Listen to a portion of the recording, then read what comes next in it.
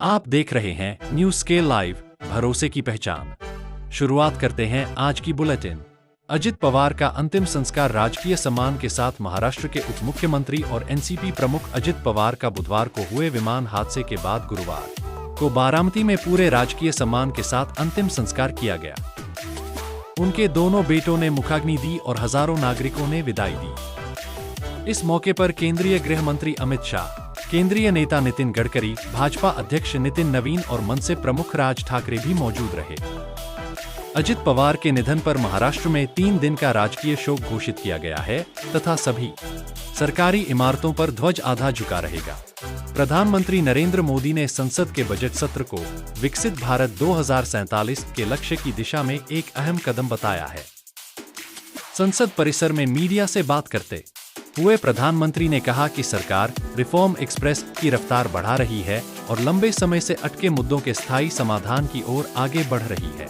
College और विश्वविद्यालय परिसरों में जाति आधारित भेदभाव रोकने के उद्देश्य से लाए गए यूजीसी के नए समता नियम 2026 पर सुप्रीम कोर्ट ने फिलहाल रोक लगा दी है।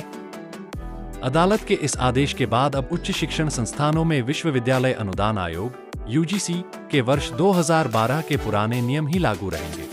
झारखंड के 25 वर्षों का सफर तय करने के बाद अब राज्य को एक मजबूत, संतुलित और बहुआयामी बजट की आवश्यकता है, जो इस युवा राज्य की अपार संभावनाओं को सही दिशा दे सके। यह बात मुख्यमंत्री हेमंत सोरेन ने झारखंड मंत्रालय में आयोजित अबुआ दिशोम बजट संगोष्ठी को संबोधित करते हुए कही। राज्य निर्वाचन आयोग झारखंड द्वारा नगरपालिका निर्वाचन घोषणा के आदर्श आचार संहिता प्रभावी हो गई है। चुनाव अवधि के दौरान कानून व्यवस्था बनाए रखने, मतदाताओं को भयमुक्त वातावरण देने तथा निष्पक्ष चुनाव सुनिश्चित करने के उद्देश्य से अनुमंडल दंडाधिकारी सदर रांची द्वारा बीएनएसएस की धारा 163 के तहत अनुमंडल अंतर्गत रांची नगर निगम क्षेत्र में निषेधाज्ञा लागू की गई है।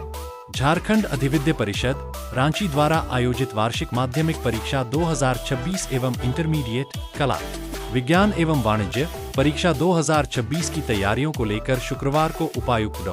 ताराचंद की अध्यक्षता में लोहरदगा समाहरणालय सभाकक्ष में आवश्यक बैठक आयोजित की गई। नगर पालिका आम निर्वाचन 2026 के तहत लोहरदगा नगर परिषद के अध्यक्ष के 1 पद एवं 23 वार्ड पार्षद पदों के लिए नाम निर्देशन की प्रक्रिया गुरुवार 29 जनवरी 2026 से प्रारंभ हो गई है। यह प्रक्रिया 4 फरवरी 2026 को दोपहर 3 बजे तक चलेगी। डीएवी पब्लिक स्कूल गुमला में नो बैग डे के अवसर पर गुरुवार 29 जनवरी को नर्सरी से यूकेजी तक के नन्हे विद्यार्थियों को शैक्षणिक भ्रमण पर ले जाया गया। इस दौरान बच्चों ने गुमला स्थित बिरसा मुंडा पार्क का भ्रमण किया और वहां स्थित वार मेमोरियल को भी देखा। सड़क सुरक्षा माह के समापन की ओर बढ़ते हुए गुमला जिला प्रशासन पूरी तरह एक्शन मोड में नजर आया। सुरक्षित गुमला के संकल्प को साकार करने के लिए उपायुक्त प्रेरणा दीक्षित के निर्देश पर जिला परिवहन कार्यालय द्वारा रन फॉर रोड सेफ्टी का भव्य आयोजन किया गया। आगामी नगर निकाय चुनाव के मद्देनजर जिला निर्वाचन पदाधिकारी सह उपायुक्त प्रेरणा दीक्षित एवं पुलिस अधीक्षक हारिस बिंजमा द्वारा संयुक्त रूप से ओ कॉलेज गुमला स्थित मतगणना केंद्र का निरीक्षण किया गया। इस दौरान डिस्पैच सेंटर, रिसीविंग सेंटर एवं स्ट्रांग रूम का भी बारीकी से जायजा लिया गया। झारखंड पुलिस अकादमी जेपीए हजारीबाग में सोमवार को 11वीं से 13वीं झारखंड लोक सेवा आयोग जेपीएससी से चयनित अधिकारियों के संयुक्त आधारभूत प्रशिक्षण कार्यक्रम का विधिवत शुभारंभ किया गया। कार्यक्रम का उद्घाटन झारखंड पुलिस अकादमी के निदेशक अखिलेश कुमार झा द्वारा किया गया। हजारीबाग जिले के बरही थाना क्षेत्र अंतर्गत बराकर नदी में गुरुवार देर शाम एक हृदय विदारक घटना सामने आई, जहां 2 बच्चों की मां ने नदी में कूदकर आत्महत्या कर ली। मृतका की पहचान अंजलि कुमारी 25 वर्ष, पति सौरभ बर्नवाल निवासी बरही पूर्वी पंचायत बरही के रूप में हुई है।